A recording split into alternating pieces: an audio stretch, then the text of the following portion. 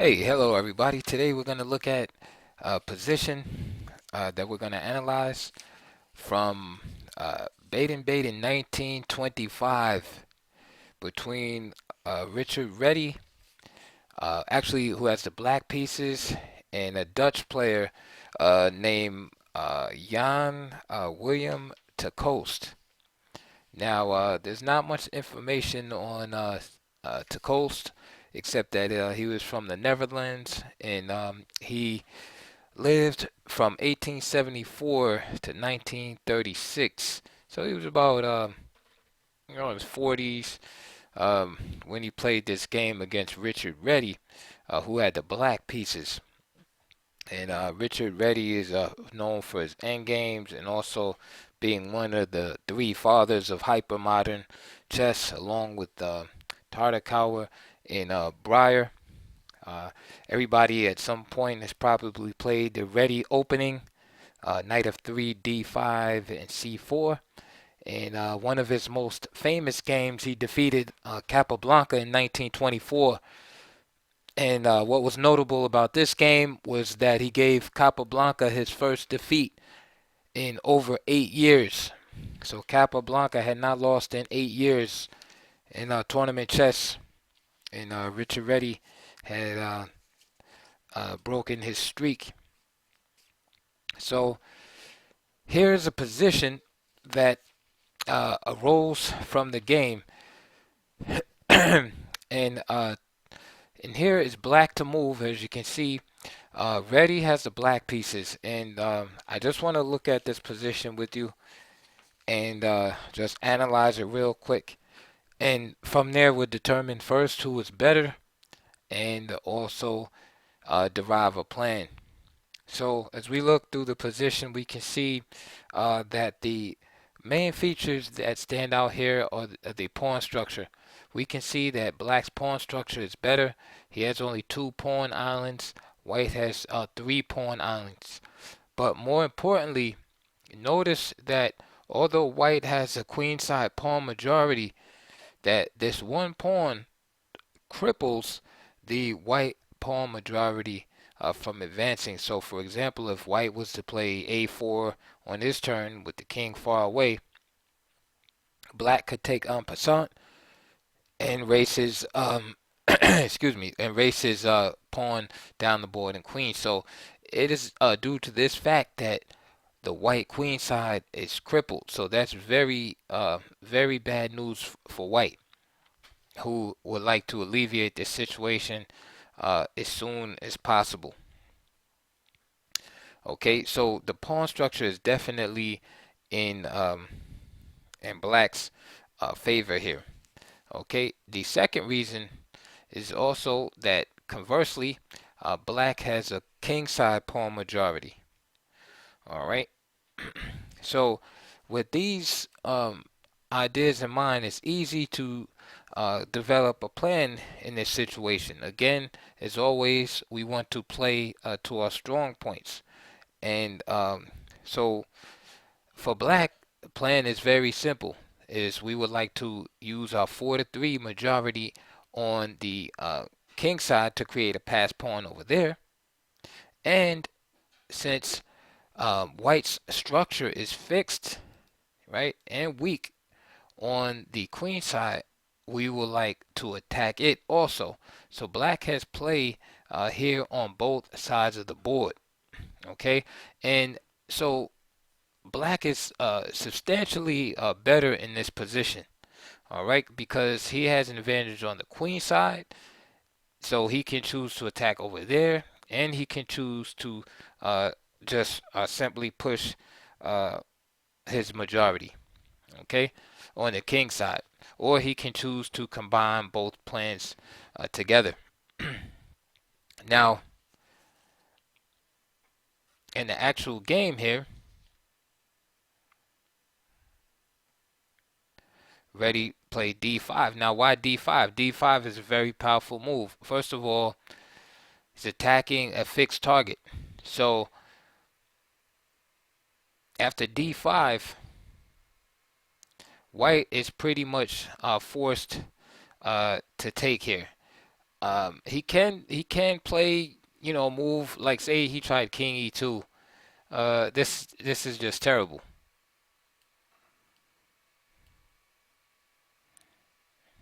Okay, this is just a terrible scenario. Again, this pawn can't really do anything, and black is left with this 4-3 majority. Okay, so after d5, white decided to capture, and what d5 does is it clarifies a position, takes away any threat of white obtaining a queen, right? Because his far advanced pawn is now eliminated. D5 also stops this move from happening. So, for instance, um,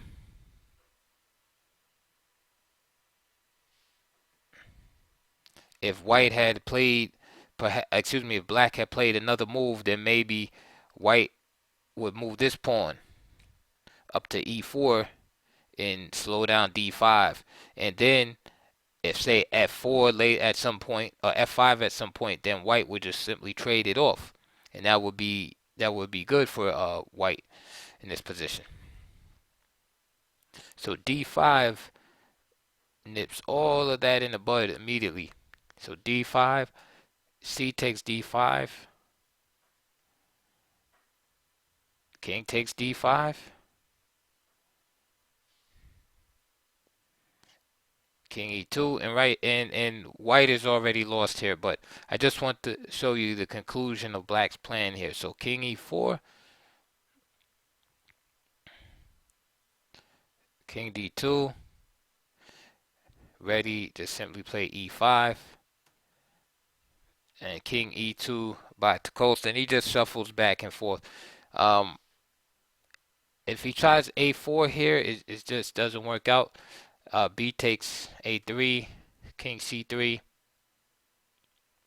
and then king takes e3. b4, white will get a queen, but so will black, and with all these extra pawns, black will still be winning. And notice black queens with check here. If he tries to avoid the check in this line, so for instance after a4, b takes a3, and then he moves say to c2, then king takes e3, and then let's say after b4, then just simply king d4. So now the white king is out of position to shield black from going back this way, and then again with the majority of pawns, he wins easily there. So this is why a4 wasn't tried. So Tuchel shuffles back and forth, and you can just see the simple execution of the black plan. There's your um, pass pawn finally, and Tuchel's played on for our benefit here. And then finally, after king e3, he resigned. There's no way to stop the pawn from queening without giving up more material. So, for instance, if he does a4, just simply pass pawn and passant here, and then queen, and then eventually he'll get squeezed out here via Zugzwang. So that was a real simple example of just analyzing the position and playing again toward the strong points in the position. And black executed perfectly, as white didn't put up too much resistance there. So we saw that white was weak on the queen side, um, and black had an easy plan to exploit uh, this minority of pawns on the king side here. So he traded off these pawns and then simply had the plan to use his majority. Now let's go back just a few moves in the actual game to this position. And here uh, the rooks are on the board, and it was actually Tuchel who initiated the exchange of rooks and went right into a lost endgame. So he played in this position rook e3, And then after rook takes, pawn takes, king takes is possible also, but it's still a bad ending for white to go into. And this is the ending that's basically almost losing, if not lost, for white here. All right. So we can see from there that he should not have ever traded rooks in this position. So what could he have done here? Well, actually, this position, right, before the trade is not too bad. A simple move like a3, and Lasker comments on this game just briefly in the manual of chess. But the move a3 is very good here because it allows white to get rid of one of his major weaknesses, which is um, this bind on the queen side here. Another idea is to play very passively. Whoops, excuse me. Go back. Another idea here is to play very passively by just playing rook d2. Black is still better here, but with the rooks on the board, it's still difficult um, to win because white's pawn structure is very solid here. Okay, he has this backward pawn, but he can defend it with his rook. And of course, white really doesn't have any winning chances, but he can defend for a very long time. And this is just a sample, a variation of black trying to say push forward his pawns on the king side and create a pass pawn. It's very hard. Notice how hard it is to get in this move d5, for example. And again, how does how does white increase pressure on the a2 pawn in this position? So you can see with the rooks on the board, it's definitely um, difficult for um, for black to win the game. So after so rook d2 is definitely better than trading rooks. All right, just going into realizing that you are a little bit worse here, and playing accordingly. Um, but the best move in this position is just a3, and the reason why is because it works out tactically. So it solves the problem, right, of your uh, pawn majority being crippled on the queen side. So it frees up the majority, and after b takes a3, then just simply b4. Notice how this variation is not possible if the rook is gone. So at the a2, just simply rook a3, and let's say black goes on with his plan d5, c takes d5,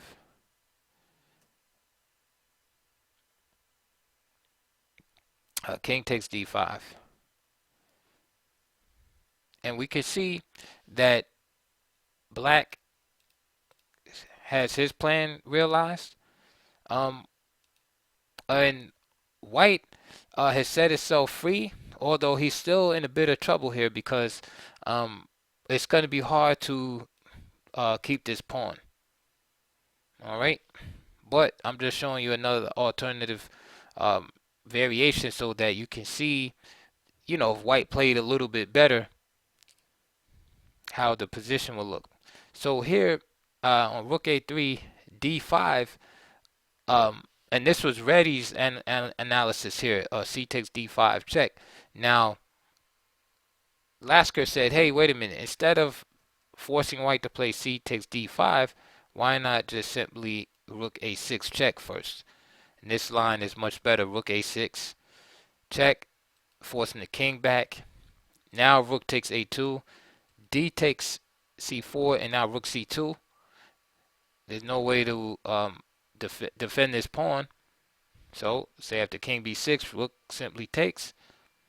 All right, king b5. Now this pawn is going to drop. Rook c7, king takes b4. However, if you've been studying your end games, you know that this 4 to 3 rook end game is is drawn probably 90% of the time. Very hard. I mean, yes, there's always going to be outliers, but very hard end game to win. And this is kind of like ideal play by both sides. But notice, in concluding, of course, notice how both sides in this particular variation have realized they're playing black is a little better and playing aggressively. White is a little worse and trying to get rid of his weaknesses and create a little bit of counterplay. So in that, at the end, you can see theoretically, yes, black is better as he's up a pawn, but very difficult to win here. You can also see the idea again of the majority on the king side. So you can see that both sides have realized their plans, and you have an equal game here as a result.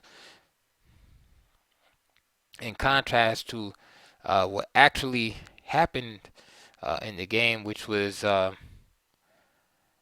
this trade of rooks right here and just going into this bad ending. So in closing, again, you can see the importance of understanding endgames. If Kolste knew that this was just an outright busted endgame, he would have never traded rooks. I know I would have never traded rooks there after analyzing the position. There's no way. You have to try to hold that, and the rooks would help you. And that free in line with A3 can only be possible with the rooks on the board. And we can see at the D5, black was able to do everything that he wanted to do and just simply push the pawns forward. The queen side pawns remain crippled, and black went on to win the game. So I hope this video has helped you learn how to analyze a chess position a little better than you could before. If the video has helped you, please like, subscribe, hit the thumbs up button to push my videos along the algorithm on YouTube so that everybody can see them. And also, please check the links below. There's videos related to the end game, and also a donation link that you may support my channel through. Any questions, please leave them below in the comment box. And I'll see you guys later on the next video. Oh yeah, before I forget, I'm also on live chess. So if you want to play me in 1 minute speed games, bullet chess, I'll be glad to challenge you. All right. So, and I'm also on Twitter, chess audiobooks on Twitter also. So please support me there also, and I'll see you guys soon.